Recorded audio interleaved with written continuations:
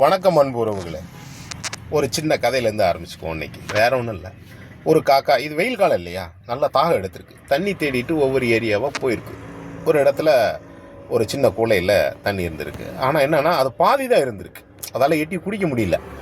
So என்ன செஞ்சுருக்கு, சுற்றி இருக்க கல்லை, சின்ன சின்ன கூழாங்கற்களை எடுத்து அந்த பாத்திரத்துக்குள்ளே அப்படியே போட்டுக்கிட்டே வந்திருக்கு. தண்ணி கொஞ்சம் கொஞ்சம் மேலே வந்திருக்கு. தண்ணியை குடிச்சிட்டு ஓகே அப்படின்னு சொல்லி பறந்து போயிடுச்சு.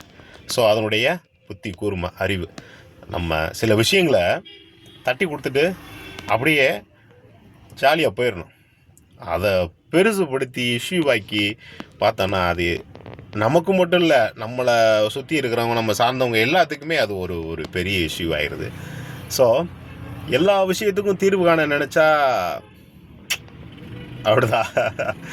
ஸோ நம்ம எதை செய்யணும் எதை செய்யக்கூடாதுன்னு நமக்கு தெரியும். சில நேரம் தெரிஞ்சிருந்தே அதை செய்கிறோம், ஏன் அப்படின்றதே தெரியலை. ஸோ நம்மளை சுற்றி பாசிட்டிவ் வைப்ரேஷன் உள்ளவங்கள மட்டும்தான் வச்சுக்கணும். நம்மளும் அப்படி தான் இருக்கணும், அதான் விஷயம். நெகட்டிவ் தாட்டே இருக்கக்கூடாது அப்படின்றதான் நம்மளுடைய இது. இருக்கிற வரைக்கும் வாழ்க்கை ரேஸ் அப்படின்ற மாதிரி இல்லை, ஓட்டப்பந்தயம் இல்லை, ஓடுறதுக்கு இல்லை. வாழ்க்கையை சந்தோஷமாக நம்ம கூட இருக்கவங்களையும் சேர்த்து சந்தோஷப்படுத்தி வாழ்ந்துட்டு போயிடலாம், அவ்வளோதான்.